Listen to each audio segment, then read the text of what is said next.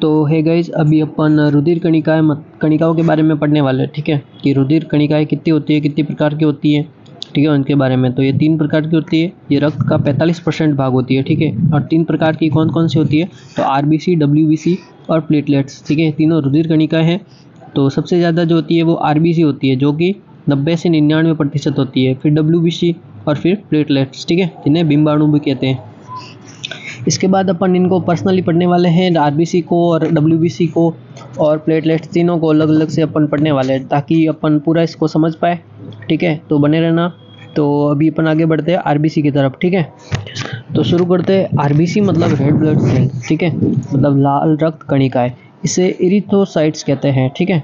मतलब सर्वाधिक संख्या में जो रक्त में इसी की संख्या होती है, सर्वाधिक प्रतिशत जो होता है 90 से 99% आरबीसी पाई जाती है, ठीक है, इंपॉर्टेंट है। फिर इनका जीवन काल पूछा जाता है, वो 120 दिन तक होता है लगभग, ठीक है।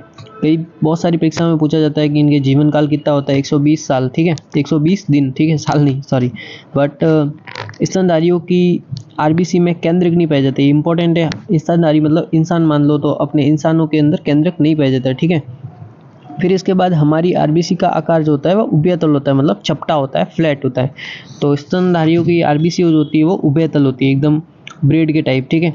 फिर आरबीसी में हीमोग्लोबिन पाया जाता है।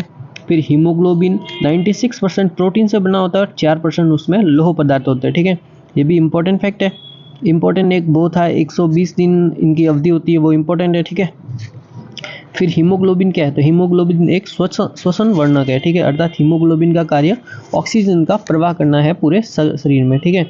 फिर अपने एक फैक्ट इंपॉर्टेंट है कि कार्बन मोनोऑक्साइड जो गैस होती है वो विषैली गैस है, क्योंकि वो कार्बोक्सिल हीमोग्लोबिन नामक जहरीला पदार्थ बनाती है जलकर, ठीक है। कार्बोक्सिल हीमोग्लोबिन जो कि शरीर के लिए हानिकारक है और व्यक्ति दम घुट के मर जाते हैं, ठीक है। तो कार्बन मोनोऑक्साइड है, दम घोटू गैस भी कहते हैं, ये फैक्ट है इंपॉर्टेंट। एग्जाम में पूछा जाता है कि कौन सी गैस को दम घोटू गैस कहते हैं, तो कार्बन मोनोऑक्साइड, ठीक है। तो इससे पहले अपने फैक्ट जो था कि आरबीसी है, वो आरबीसी में इसकी मतलब का दिन कितने होते हैं, 120 दिन तक उनका जीवन काल होता है, ठीक है। इसके बाद एनीमिया कैसे होता है, तो लोहा, हीमोग्लोबिन, आरबीसी, रक्त, इन किसी की भी कमी होगी तो एनीमिया मतलब रक्ताल्पता, रक्त क्षीणता कहलाता है, ठीक है। मतलब लोहा वो हीमोग्लोबिन में होता है, हीमोग्लोबिन रक्त में, रक्त आरबीसी रक्त में, ठीक है। तो इनकी कमी से इसका निर्माण होगा रक्ताल्पता, ठीक है। तो एनीमिया रोग इससे होता है। फिर आरबीसी का निर्माण भ्रूणी अवस्था में तो यकृत में और व्यस्त अवस्था में अस्थि मज्जा में होता है, ठीक है। और आरबीसी की संख्या ये इंपॉर्टेंट है, नर में तो 55 लाख और मादा में 45 लाख, नर में ज़्यादा है, मादा में कम है, ठीक है। फिर प्लीहा को आरबीसी का कब्रिस्तान एवं शरीर का रुधिर बैंक कहते हैं। तो रुधिर बैंक किसे कहते हैं शरीर का, तो वो प्लीहा को, ठीक है, या आरबीसी का कब्रिस्तान